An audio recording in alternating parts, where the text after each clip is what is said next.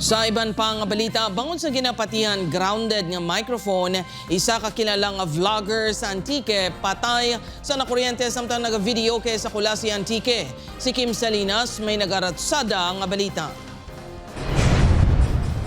Masinadyahon kag nagahatag sa makalilingaw nga content online.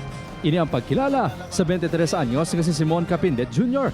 o kung mas kilala nga Super Stong. Kilala ini sa pag-vlog upod sa iya grupo sa Team Ragumo. Apang ang mga yuhom kag kadlaw ni Stong ang ini nababatian kung makita sa iya pamilya kag followers.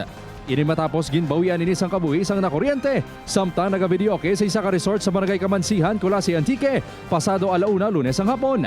Mismo ang girlfriend sa biktima ang nakasaksi sa pagkakuryente kay Stong. Pagliso na lang gamay sa aman, sir. Pagka-music kang videokihan, gulpi lang tanan nag-agree, like gindo ginsuyop gitana. Nag-agree rin tanan, sir, gimbutong ko lagi ang war. Pagkatapos na to, sir, nangirihi tana. Gindala ini sa ospital ang panapatay kahapon sa ngaga.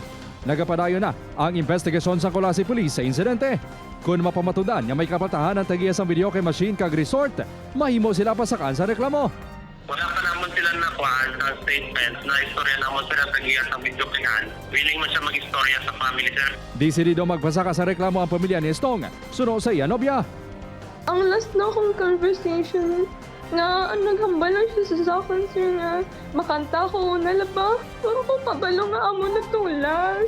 Nag-request na sang elektrisyan ng BFP Colasi bilang kabahin sang investigasyon sang kapulisan. Suno sa kagugma sa biktima, hindi man basa si Stong sa nakuryente. Sa piyak sini, nagapanomdom sa gyapon sa publiko ang BFP. Kung alam mo naman sa sarili mo nga basa ka, iiwasan po na magsaksak dahil basa pa ang kamay mo eh. At saka yung dapat nakachinelas para hindi po connected sa ground. Kasi yan po ang tendency kung may open wire. Upod kay Cirilo Renduque, Kim Salinas ang naga. Ratsada!